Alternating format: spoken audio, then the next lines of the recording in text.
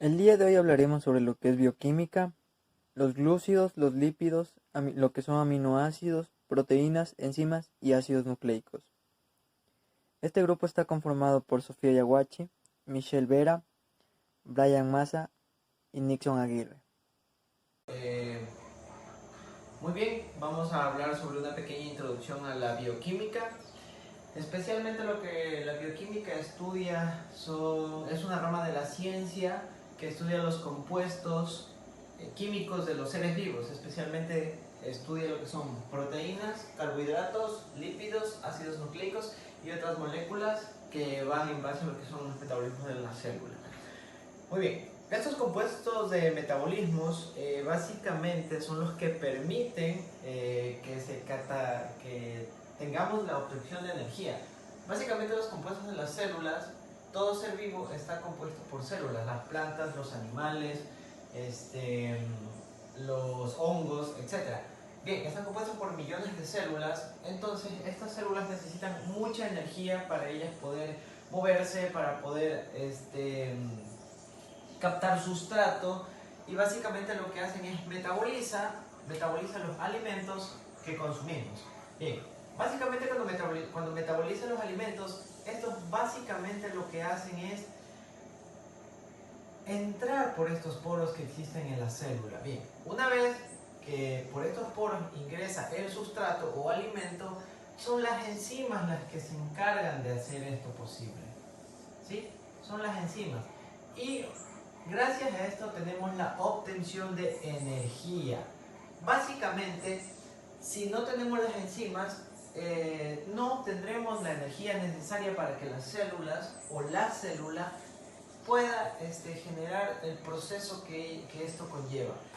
Para ingerir una pequeña cantidad de alimento necesitamos muchas enzimas, demasiadas enzimas. Bien, entonces, ¿qué es lo que hace la bioquímica?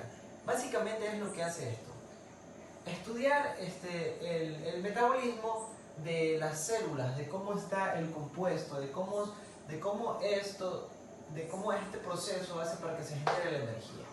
Bien, entonces, podemos entender que la bioquímica es como una disciplina científica que integra y aborda el estudio de las biomasas, integra también de esta forma las leyes de química y física, básicamente la termodinámica.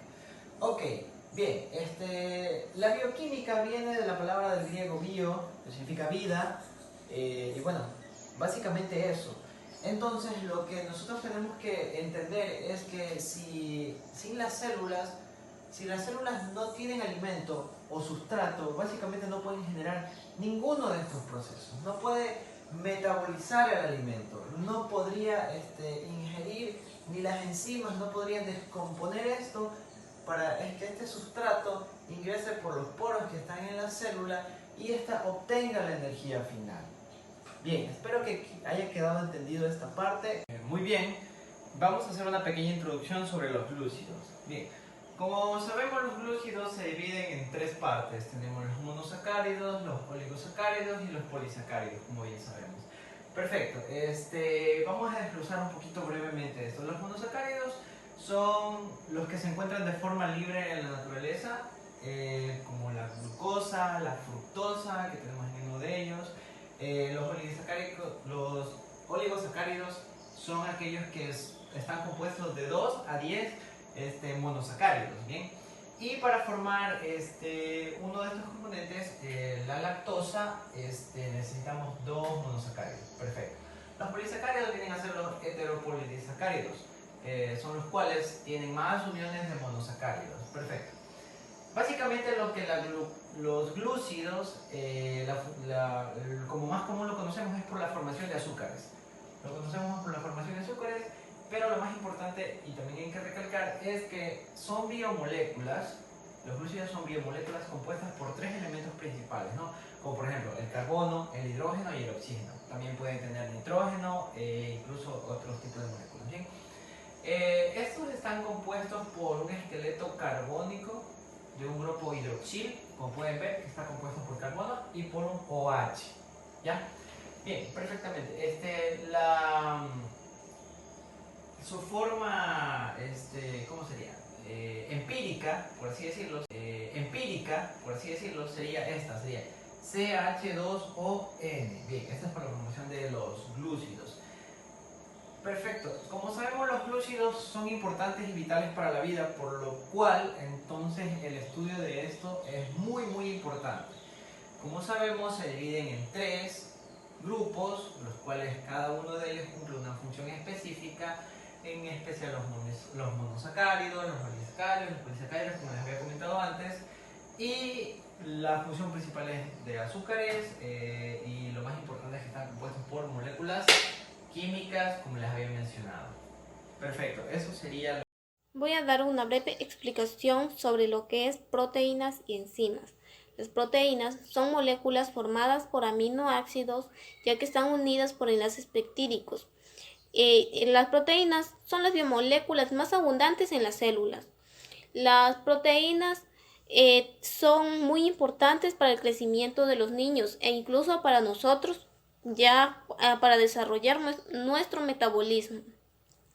La función de las proteínas son 7, que son reguladora, estructural, de transporte, de defensa, de reserva, contráctil y catalítica.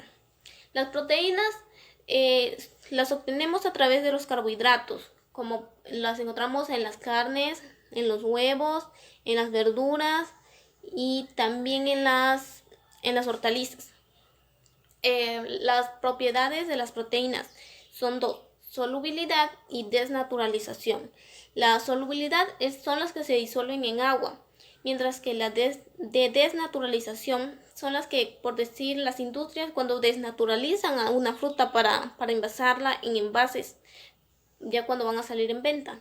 En sí tenemos las funciones o clasificaciones de las proteínas. Tenemos estructura primaria, secundaria, terciaria y cuaternaria. La primera estructura forman enlaces en forma de acordeón. La estructura secundaria se organiza en formas globulares o lineales. La estructura terciaria son formas únicas de acuerdo a cada proteína, mientras que la estructura cuaternaria es opcional, ya que pueden unirse a pequeños átomos o moléculas. Las enzimas. Las enzimas son proteínas que aceleran las reacciones químicas en nuestro organismo. Tenemos la clasificación de las enzimas. Son 6. La primera es óxido reductasa, transferasa, hidrolasa, liasas, isomerasas y ligasa. La óxido reductasa es la que se encarga de reducir. La transferasa transfiere grupos químicos entre moléculas. Las hidrolasas catalizan rupturas de moléculas con intervención de agua. Las liasas rompen o unen enlaces. Las isomerasas reorganizan una molécula en otra. Ligasas sintetizan o forman enlaces. ¿Cómo funcionan? Hay muchas formas de medir qué tan eficiente es una enzima, determinando qué tan rápido ocurre la reacción. Las enzimas no solo funcionan en el interior de las células, sino que estas pueden ser extraídas y se las utilizan de diferentes maneras, ya que las llevan a la industria alimentaria para fabricar alimentos. También fabrican alimentos para ganado, bebidas y muchas cosas más, por decir jabones, detergentes, etc. Los lípidos. Los lípidos son biomoléculas orgánicas que están formadas por carbono, hidrógeno y oxígeno en menor proporción. En algunos casos vamos a encontrar fósforo, nitrógeno y azufre. Los lípidos se clasifican en 2 grandes grupos: los ácidos grasos saponificables y ácidos no grasos insaponificables. Los ácidos grasos saponificables, estos forman jabones. Tenemos 2 grupos, los saturados y los insaturados. Los saturados son los que tienen un enlace simple. Ejemplo, este hidrocarbonato, que es lineal. Los saturados son perjudiciales para la salud. Insaturados. Estos tienen un enlace doble. Ejemplo, este hidrocarbonato. Como podemos ver, estos enlaces presentan una inclinación. Los insaturados son beneficiosos. Ácidos no grasos insaponificables. Con los insaponificables no se puede formar jabones. Tiene dos grupos, los terpenos y los esteroides. Los terpenos, estos dan colores y olores. Los encontramos en la vitamina A, K y E. En los esteroides se forman en seres vivos. Se producen las hormonas sexuales. También encontramos la vitamina D, que son inducidas por el sol. Y también encontramos lo que es el colesterol. Los aminoácidos. Los aminoácidos son los monómeros que van a constituir los péptidos y las proteínas.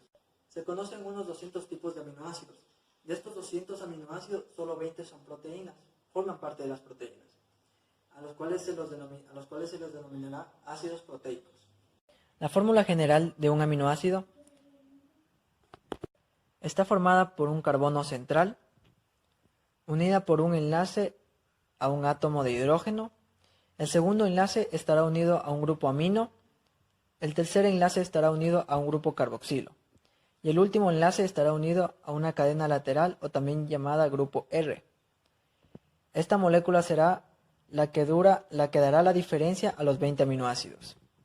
La forma de clasificar a los aminoácidos será por su cadena lateral R.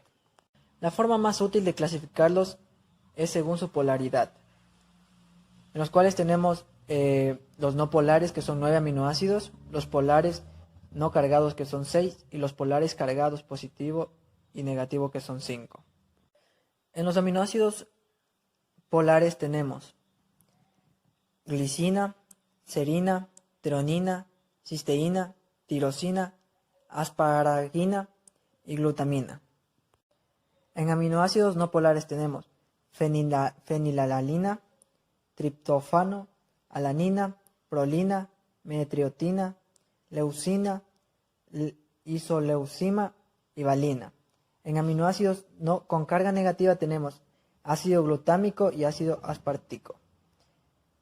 En aminoácidos con carga positiva tenemos arginina, ilicina y histidina. Tenemos según su obtención, que son esenciales y no esenciales. En esenciales tenemos valina, leucina, isoleucina, fenilalanina, treonina, metionina, lisina, arginina, histidina y triptófano. En los no esenciales tenemos alanina, glicina, prolina, tirosina, serina, cisteína, asparaganina y glutamina, aspartato y glutamato. En los aminoácidos tenemos el enlace péptido. ¿Qué es el enlace peptídico? Es un enlace que une entre sí a los aminoácidos, un aminoácido más otro aminoácido, para formar los péptidos y las proteínas. El enlace péptido se forma con el grupo carboxilo de un aminoácido y el grupo amino del siguiente aminoácido, y durante este proceso se libera una molécula de agua. Cuando se unen los aminoácidos se denominan residuos, ya que son aminoácidos incompletos.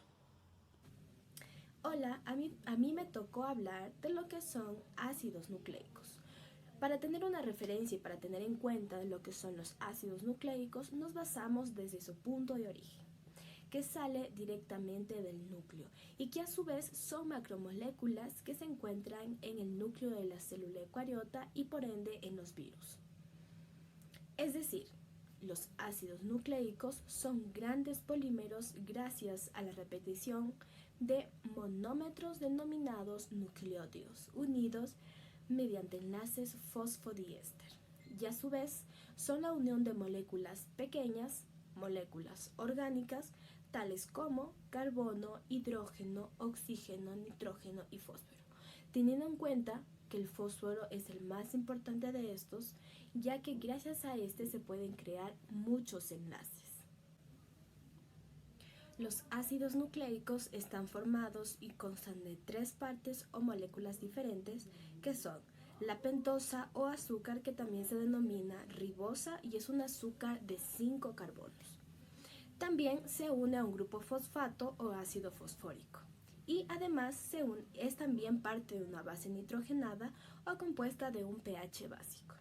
Los ácidos nucleicos están compuestos por nucleótidos, que son los formadores de ADN y ARN y por ende del ATP, que básicamente es un ácido nucleico.